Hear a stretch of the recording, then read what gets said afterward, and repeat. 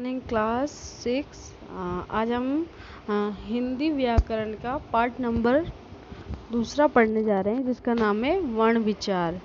वर्ण विचार के अंदर हम जो पढ़ने जा रहे हैं उसमें हम वर्ण क्या होते हैं और उसमें कौन कौन से वर्ण जो आते हैं और मतलब पूरा वर्ण के बारे में हम जानेंगे कि जो वर्ण से शब्द कैसे बनते हैं, फिर उससे हम जो वाक्यांश बनाते हैं वो कैसे बनते हैं। तो सबसे पहले भाषा की सबसे छोटी इकाई को ध्वनि कहते हैं, यानी भाषा जो हम बोलते हैं उसकी जो सबसे छोटी इकाई होती है उसे क्या कहते हैं?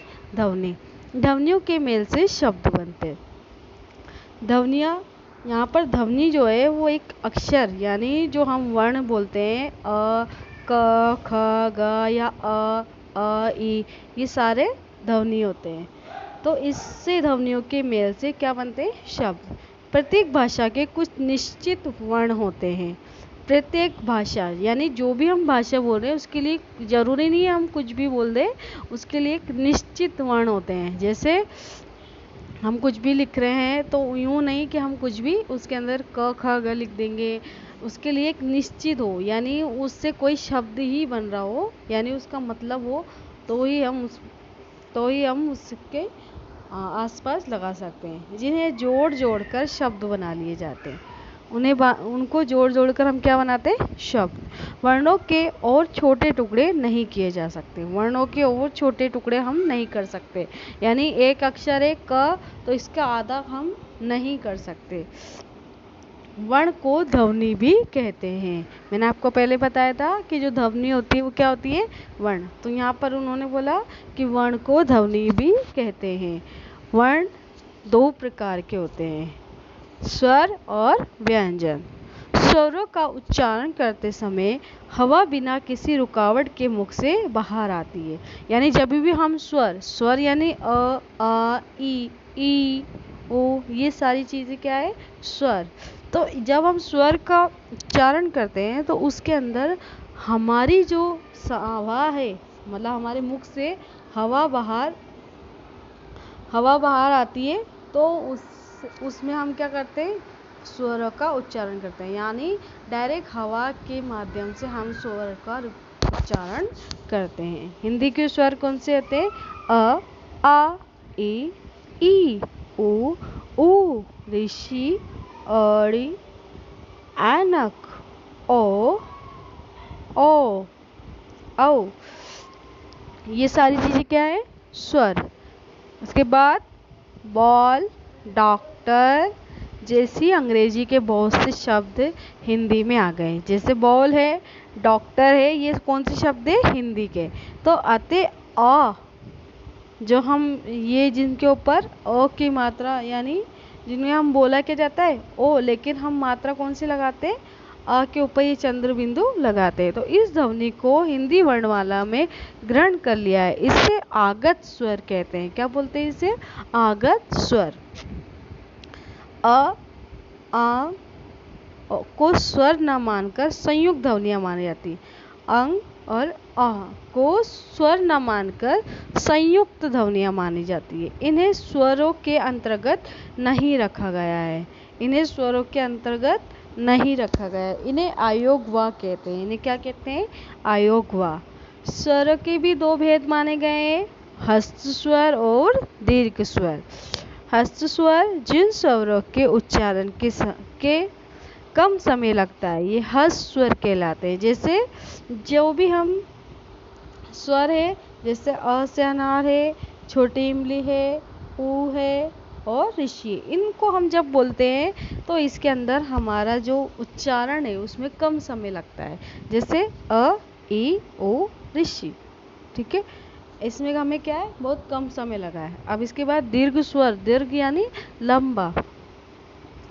जिन स्वरों के उच्चारण में ह्रस्व के मुकाबले लगभग 2 गुना समय लगता है, वे दीर्घ स्वर कहलाते हैं। जैसे अ, ई, उ, ऐ, औ, औ। तो इनको क्या है?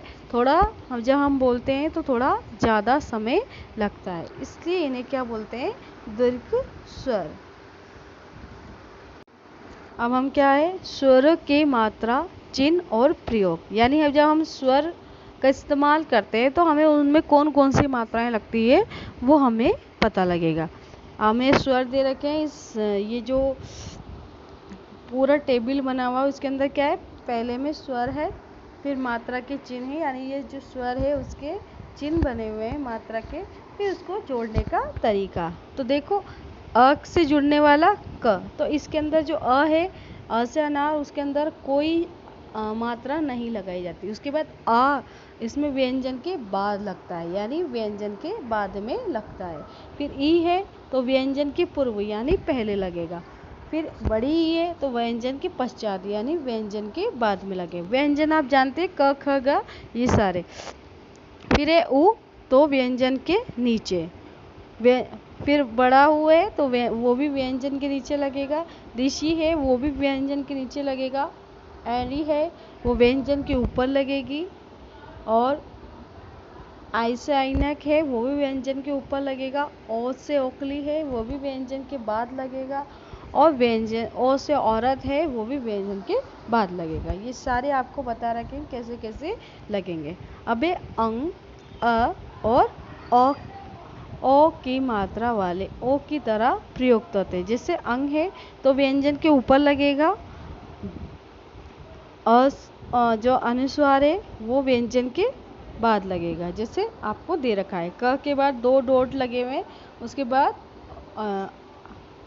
जो मैंने बताया था अंग्रेजी शब्द के लिए हुआ है वो है आगत, जो आगत कहा गया है उसे उन्हें व्यंजन के बाद लगाया जाता है और ऊपर लगाया जाता है। उसके बाद है र में उ, और उ की मात्रा नीचे नहीं लगती बल्कि बीच में लगती है। जैसे र आ जाएगा तो उ की मात्रा ना तो नीचे लगेगी ना ऊपर लगेगी, कहाँ लगेगी, बीच में। जैसे र, तो अगर र में उ की मात्रा लगेगी तो वो कह रहा है, जैसे इसमें दे रखा है रुपया। फिर और बड़े उ की मात्रा है तो जैसे रूपवान, तो थोड़ी नीचे हो जाएगी, और छोटे उ की मात्रा थोड़ी नीचे रहती है, और ये जो बड़े उ की मात्रा है वो थोड़ी नीचे तक की तरफ जाएगी। ठीक है। उसके बाद है व्यंजन। व्यंजनों का उच्चारण करते समय हवा मुख के अलग अलग हिस्सों को छूकर निकलती है। अभी हमने पढ़ा था कि जो स्वर होती है वो हवा के साथ, यानी हवा के साथ साथ हमारे जो व्यंजन है वो निकलेंगे, यानी मुंह से जो हवा निकलती है उसके साथ हमारे जो व्यंजन है वो भी साथ निकलेंगे। लेकिन स्वर, लेकिन जो व्यंजन है वो हमारे अलग अलग मुख से अलग अलग हिस्सों से निकलते हैं। जैसे क, तो हमारे क है तो हमारी हलक से उसकी आवाज़ आ रही है। ठीक है। च, ट, त, प, य, श, तो ये सब कहाँ से निकल रहे हैं, हमारे गले से, यानी हवा। अब ख है, छ, ठ, थ, फ, र। अब देखो इनका उच्चारण करते समय स्वरों का सहयोग लेना पड़ता है। हिंदी के व्यंजन इस प्रकार है, ये सभी हमने पढ़ रखे हैं। इसमें है स्पर्श व्यंजन और अंत्य व्यंजन और ऊष्म व्यंजन। स्पर्श व्यंजन यानी ये पूरा एक ब्रैकेट्स में लिखा हुआ है ऑरेंज लाइन के अंदर। अभी हम देख रहे हैं कि जो स्पर्श व्यंजन है और अंतस्थ व्यंजन है और ऊष्म व्यंजन। ऊष्म व्यंजन में क्या होता है, श से षटकोण, स और ह, जब ये हम बोलते हैं तो हमारे मुख से गर्म हवा निकलती है। अंतस्थ व्यंजन य, र, ल, व, तो ये अंत यानी अंदर से हमारी इसकी आवाज़ आ रही है। स्पर्श व्यंजन यानी जो हमारे गले को छूकर इसकी आवाज़ निकल रही है। ठीक है। अब है अरबी, फारसी, अंग्रेजी आदि भाषाओं के अनेक शब्द हिंदी में आ गए। यानी हम जब हिंदी का उपयोग करते हैं तो उसमें अंग्रेजी, अरबी और फारसी तीनों की भाषाओं के अनेक शब्द हिंदी में आ गए। जैसे जिनमें है क, ख, ग, ज, फ ध्वनियाँ। इनका उच्चारण क, ख, ग, ज के भिन्न है और शब्दों के अर्थ भी अलग है। हिंदी में क, ख, ग का प्रयोग अब लुप्त हो गया है, परंतु ज और फ का अर्थ भेद के कारण प्रयोग आवश्यक है। जैसे हम नुक्ता, जिसे हम क्या कहते हैं, नुक्ता, जैसे राज, तो राज्य, सजा, दंड, फन, सांप का, जरा, बुढ़ापा, राज, रहस्य। अब देखो राज और राज्य, अब जो राज है वो क्या है, राज्य, लेकिन राज तो थोड़ा सा इसके अंदर खींचना पड़ता है, और राज तो इसमें जो एक नीचे क्या लगा हुआ है इसके, नुक्ता, तो ये राज जो हो गया वो क्या होगा, रहस्य। अब सजा, सजा, दंड, सजा, सजाना, फन, सांप का, फन, गुण और कौशल, जरा, बुढ़ापा, जरा, थोड़ा, इसमें थोड़ा सा क्या होता है, हमें नून जो हम उर्दू में बोलते हैं उसका थोड़ा सा वो इस्तेमाल करना पड़ता है। उसके बाद है संयुक्त व्यंजन। स्वर रहित व्यंजन अब किसी स्वर सहित व्यंजन से मिलाकर लिखे जाते हैं तो संयुक्त व्यंजन कहलाते हैं। हिंदी वर्णमाला में क्षत्रिय, त्रिशूल, जैसे ज्ञानी और श्रम संयुक्त व्यंजन है। संयुक्त व्यंजन का प्रयोग और निर्माण इस प्रकार है, जैसे क प्लस शे से षटकोण, तो ये क्या बन गया, क्षत्रिय। जैसे हम लिखते हैं इसमें पक्षी, कक्षा, उसके बाद ज और अणे, तो ये क्या बन गया, ज्ञानी, तो जैसे ज्ञानी वाला, तो ज्ञाता और विज्ञान, इससे बनने वाले शब्द कौन सी, ज्ञाता और विज्ञान। त प्लस र, तो ये क्या बन गया, त्रिशूल, जैसे त्रिभुज और त्रिकोण। श प्लस र, तो ये क्या हो गया, श्र, तो श्रीलंका और श्रोता। ये कौन से हो गए, संयुक्त व्यंजन, क्योंकि इसमें क्या है, दो व्यंजन मिलकर एक क्या बना रहे हैं, व्यंजन। इन्हें हम क्या कहते हैं, संयुक्त व्यंजन।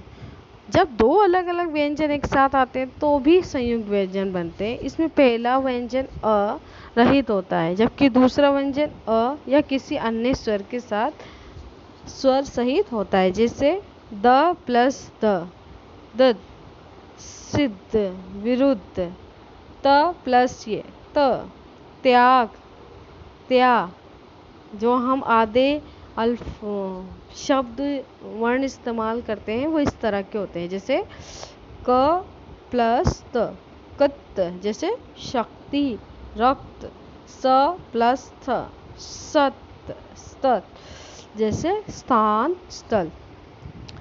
द्वित्व व्यंजन, जब दो समान व्यंजन एक प्रकार जुड़े कि उनमें पहला व्यंजन स्वर रहित और दूसरा व्यंजन स्वर सहित, तो द्वित्व व्यंजन कहलाते हैं। क्या बोलते हैं इसे, द्वित्व व्यंजन। जैसे ग प्लस ग, तो ग, जैसे दिग्गज और चुग। स प्लस स, यानी दो वर्ड है, दो क्या है, दो व्यंजन है एक जैसे, लेकिन जब हम दोनों एक साथ मिलाते हैं तो उसमें ऐसे शब्द मिलकर बनते हैं, यानी डबल जो हम बोलते हैं दो बार दूसरा व्यंजन, पहला व्यंजन भी वही है लेकिन दूसरा व्यंजन, दोनों मिलाकर एक नया शब्द होना, यानी दो बार उसको बोला जाता है।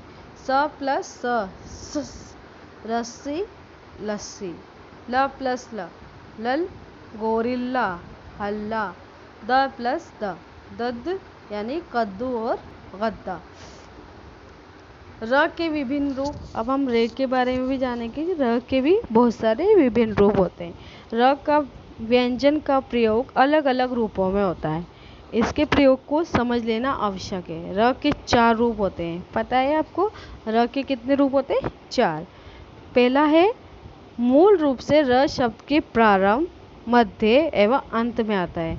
जैसे मूल र, जैसे रे हुआ तो या तो वो शुरू में आएगा, बीच में आएगा या एंड में आएगा, जैसे रथ है, गरम है और अगर, ये कौन सा आ गया, मूल रूप। उसके बाद है दूसरा, यदि स्वर सहित र के पहले कोई स्वर रहित व्यंजन हो तो अपने पहले व्यंजन के नीचे र, ये जो इस जो ब्रैकेट में है र, ऐसा रूप में लगता है, जैसे क्रम, प्रदीप, प्रकाश, ग्रहण, पत्र, ब्रह्म, ब्रह्म आदि।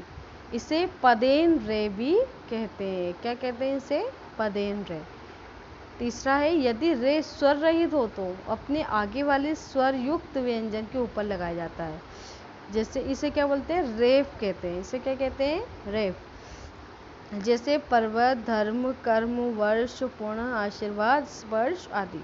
उसके बाद यदि स्वर सहित र से पहले स्वर रहित गोलाकार अक्षर आते हैं, जैसे ट गया, ठे, डे, ढ, ह, ड आते हैं, तो रे उनके नीचे के रूप में जोड़ता है। इसे ट्रक, ड्रम, राष्ट्र, इसे पदेन, इसे भी क्या कहते हैं? पदेन। ध्यान दें, जो ब्रैकेट के अंदर र को मानने की भूल ना करें।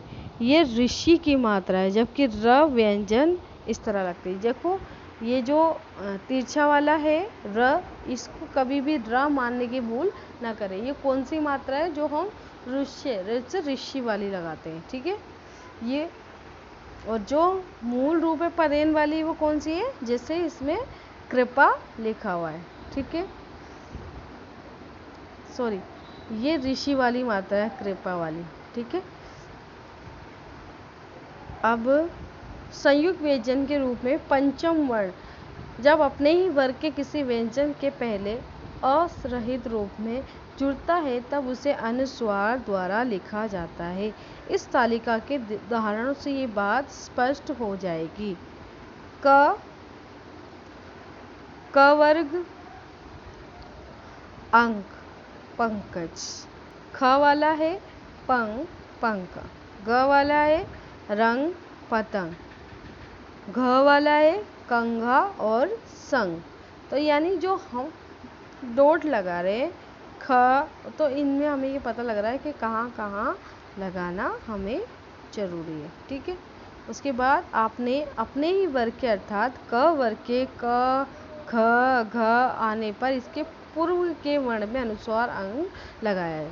क वर्ग में इसका उच्चारण और लेखन ड के रूप में होगा। यदि अंक, अडंक और अडंक पुरानी विधि में तीनों ही वर्तनी की दृष्टि से शुद्ध है, फिर भी अब केवल अनुस्वार चिन्ह का लेखन होगा। जैसे च वर्ग है तो मंच, पंछी, मंजन, मंचदार।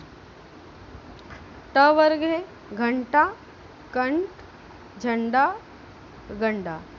त वर्ग महंत, ग्रंथ, मंद, बंधन। प वर्ग पंप, गुणफित, कंबल, संभव। अब है अनुनासिक। जिन वर्णों के उच्चारण में नाक, हवा और मुंह दोनों से निकलती, उन्हें अनुनासिक कहा जाता है। अनुनासिक कौन से वर्ण होते हैं? जिन वर्णों के उच्चारण में हम नाक और मुंह दोनों से हवा निकलती है, उन्हें अनुनासिक कहा जाता है। नासिक आप जानते हैं, हमारी जो नास यानी हमारी नाक से जो भी हम उच्चारण कर रहे हैं, वो एक नासिक के माध्यम से बाहर आ रही है। इन्हें लिखते समय चंद्र बिंदु द्वारा दर्शाया जाता है। जैसे हंस, हंस कहाँ से निकल रहा है हमारी? आप बोलेंगे तो हमारे ऐसा लगेगा कि हम हमारी नाक से बोल रहे हैं ना। चांद, ईंट, ऊंट सभी स्वरों के अनुनासिक रूप होते हैं, क्योंकि अनुनासिक स्वरों का गुण है। यदि शिरोरेखा के ऊपर कोई मात्रा हो तो उच्चारण में चंद्र बिंदु रहता है, पर लेखन में सुविधा के लिए बिंदु ही लगाया जाता है। किंतु अनुस्वार न होकर अनुनासिक हो तो मैं, है, नहीं, उन्हें, वास्तव में, मैं, है, नहीं, उन्हें। वास्तव में जब हम मैं ये बोलते हैं तो हम एक केवल इसमें एक जो अनुस्वार है उसी की डॉट लगाते हैं, लेकिन असल में जब हम उसका उच्चारण करते हैं तो वो ऐसा होता है, जैसे मैं, है, नहीं, उन्हें, तो ये उच्चारण ऐसा होता है। अब है अनुस्वार। जिन वर्णों के उच्चारण में हवा केवल नाक से ही निकलती है, उन्हें अनुस्वार द्वारा दर्शाया जाता है। अनुस्वार का जहाँ उच्चारण होता है, पहले वर्ण के ऊपर ये बिंदु के रूप में लिखा जाता है। जैसे हंस, सुंदर, टंकण और कंप्यूटर आदि यंत्रों के अत्यधिक प्रयोग के कारण सुविधा की दृष्टि से पंचम वर्णों का जैसे ड, ड, ड़, न, म के स्थान पर अनुस्वार का प्रयोग किया जाता है। किन के स्थान पर? ड़, ड, ण, न, म, इनके अनुस्थान पर हम क्या लगाते हैं? अनुस्वार की मात्रा लगाते हैं। प्रत्येक वर्ग का पंचम वर्ण नासिक के व्यंजन है, ये भी नाक के द्वारा बोला जाता है। पंचम वर्णों का उच्चारण जब स्वर के बाद हलंत रूप में किया जाता है तो उसे अनुस्वार चिन्ह या बिंदु द्वारा लिखा जाता है। इसलिए स्वर के बाद बोला जाने वाला हलंत नासिक के वर्ण बिंदु के रूप में लिखे जाने पर अनुस्वार कहलाता है। जैसे पंख, चंचल, झंडा, बंदर, संभव। ये भी जाने अनुस्वार दो वर्णों के मध्य की ध्वनि है। अनुस्वार क्या है? दो वर्णों के मध्य की, मध्य यानी दो वर्ण है उनके बीच की एक ध्वनि है। इसलिए जिस वर्ण पर ध्वनि का उच्चारण होता है उसे उसी वर्ण पर लगाया जाता है। जैसे पंख है तो पंख और ख, प और ख के बीच में क्या है? एक अनुस्वार का बिंदु है। तो जो बिंदु के जो बीच का जो हम उच्चारण कर रहे हैं उसे ही हम दर्शाया जाता है। अब उसके बाद है सम उपसर्ग से बने संस्कृत शब्दों के अनुस्वार के बाद य, र, ल, व, श, श, ह हो तो म के स्थान पर अनुस्वार ही लिखा जाता है। जैसे सम प्लस यम, तो ये क्या लिखा है? सम प्लस यम संयम। सलंगन प्लस सम प्लस लगन, तो सलंगन संशय। सम प्लस शे। इसके बाद संरक्षक सम प्लस रक्षक। संवाद सम प्लस वाद। संसार बराबर सम प्लस सार। ये सारे कौन से थे? संस्कृत के शब्द थे। अबे विसर्ग, इसका उच्चारण हल्के से अह की भांति होता है। विसर्ग का उच्चारण कैसा होता है? अ की भांति, लेकिन इसे बिंदु में डबल डॉट लगाकर दर्शाया जाता है। जैसे अते, पुनः। इसका प्रयोग केवल संस्कृत के शब्दों में होता है। हिंदी में धीरे धीरे विसर्ग का लोप होता जा रहा है। हिंदी में विसर्ग का लोप होता जा रही, यानी हिंदी के अंदर से अब जो विसर्ग मात्राएं हैं वो अब धीरे धीरे खत्म होती जा रही है। जैसे दुख पहले ऐसा लिखा जाता था, लेकिन अब दुख ऐसा लिखे जाने लग गया। पहले दुख कैसे लिखा था? दू, द, फिर उसमें छोटे उ की मात्रा, फिर डबल डॉट, फिर ख, फिर अब ऐसे लोग लिखने लग गए। हल चिन्ह, जब व्यंजन बिना स्वर के लिखना हो हल चिन्ह या हलंत का प्रयोग किया जाता है। जैसे हड्डी, लट्टू, यानी नीचे की एक तिरछी लाइन होती है और उसे हम हलंत या हल चिन्ह भी कहते हैं। उसके बाद है वर्ण विच्छेद, किसी शब्द संधि समूह के सभी वर्णों को अलग अलग स्वर और व्यंजन करना वर्ण विच्छेद कहलाते हैं। यानी एक मान लीजिए हमने एक शब्द लिया है और उसमें जो भी उसके स्वर है या उसके व्यंजन है उन्हें हम अलग अलग करके लिखते हैं, तो वो क्या कहलाता है? वर्ण विच्छेद। जैसे रमेश है, र प्लस अ, यानी र के बाद कोई मात्रा नहीं है, तो वो मैंने आपको बताया था कि जहाँ पर कोई मात्रा नहीं होती है तो वो क्या कहलाता है? अ की मात्रा। ठीक है। माँ है, माँ पे कौन सी मात्रा है? अ से एड़ी वाली। जैसे र प्लस अ, फिर माँ प्लस एनक अ वाली मात्रा, फिर श प्लस अ, तो ये क्या बन गया? रमेश। ठीक है। ऐसे ही हमें सारे जो वर्ण शब्द है उनके वर्ण विच्छेद ऐसे करने हैं। फिर अब हमने क्या सीखा? भाषा की सबसे छोटी इकाई कौन सी होती है? वर्ण या ध्वनि। स्वरों का उच्चारण बिना किसी रुकावट के होता है। फिर उसके बाद व्यंजन के स्वर के साथ ही उच्चारित होती है तथा इनके उच्चारण से हवा मुंह से टकराती है। वर्ण के कितने भेद होते हैं? दो, सर्ग और व्यंजन। और स्वर के भी कितने भेद होते हैं? दो, हस्त और दीर्घ। व्यंजन के कितने भेद होते हैं? तीन, स्पर्श, अंत, उष्म।